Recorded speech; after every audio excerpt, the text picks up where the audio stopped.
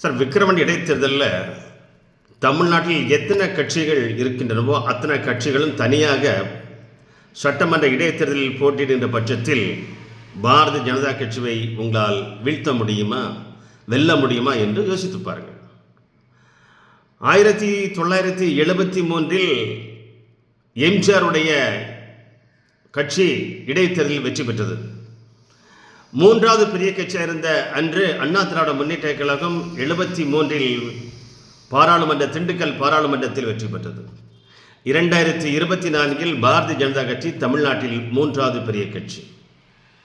இன்று நடைபெறுகின்ற விக்கிரவாண்டி இடைத்தேர்தலில் தமிழகத்தில் உள்ள அனைத்து கட்சிகளும் தனியாக, குறிப்பாக திராவிட முன்னேற்ற கழகத்தைச் சேர்ந்த கட்சிகள், காங்கிரஸ், தொல் முனைவோர்களுடைய விடுதலை சிறுத்தைகள், கம்யூனிஸ்ட் போன்ற கட்சிகள் தனியாக களத்தில் இறங்குமா கூட்டணி இல்லாமல்? திராவிட முன்னேற்ற கழகம் என்று சொல்கிறார்கள். மு.க. ஸ்டாலின் அவர்கள் திராவிட முன்னேற்ற கழகத்துடைய தலைவரான பிறகு தொடர்ந்து வெற்றி பெற்றுக் கொண்டிருக்கிறேன் சொல்கிறார்.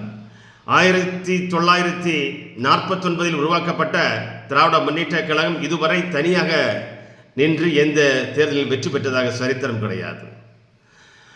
1967 ஆட்சியை பிடித்த திராவிட முன்னேற்ற கழகம் தனியாக நின்று ஆட்சியை பிடிக்கவில்லை. அப்பொழுதும் கூட்டணி இருந்தார்கள். 2021 இப்போது நடந்த பாராளுமன்ற தேர்தலிலும் 2024 பாராளுமன்றத்திலும் கூட்டணியோடு தான் அவர்கள் ஆட்சி பீடத்திற்கு வருகிறார்கள், வெற்றி பெறுகிறார்கள். நாங்கள் என்ன சொல்கிறோம்? 1973 தனித்தனியாக காங்கிரஸ் தனியாக நின்றது, திராவிட முன்னேற்ற கழகம் தனியாக நின்றது, அண்ணா திராவிட முன்னேற்ற கழகம் தனி நின்றது. அண்ணா திராவிட முன்னேற்ற கழகம் திண்டுக்கல் இடைத்தேர்தலில் வெற்றி பெற்றது, மூன்றாவது பெரிய கட்சியாக இருந்தது. அதுபோல் உங்களுக்கு தில்லும் திராணியும் திமிரம் இருந்தால் விக்கிரவாண்டி இடைத்தேர்தலில் நீங்கள் தனியாக நிற்க முடியுமா? திராவிட முன்னேற்ற கழகம் சொல்லுகிறது, நாங்கள் 2019 நாங்கள் தனியாக வெற்றி பெற்றோம், 2021 வெற்றி பெற்றோம், 2020 நடைபெற்ற உள்ளாட்சி மன்ற தேர்தலில் நாங்கள் வெற்றி பெற்றோம், இப்பொழுது 2024 நடந்த பாராளுமன்ற தேர்தலில் நாங்கள் 30-40 வெற்றி பெற்றோம் என்று நீங்கள் சொல்கிறீர்களே. நீங்கள் தமிழகத்தின் ஆளுங்கட்சி இருக்கிறீர்களே, பலம் பொருந்திய கட்சியாக இருக்கிறீர்களே.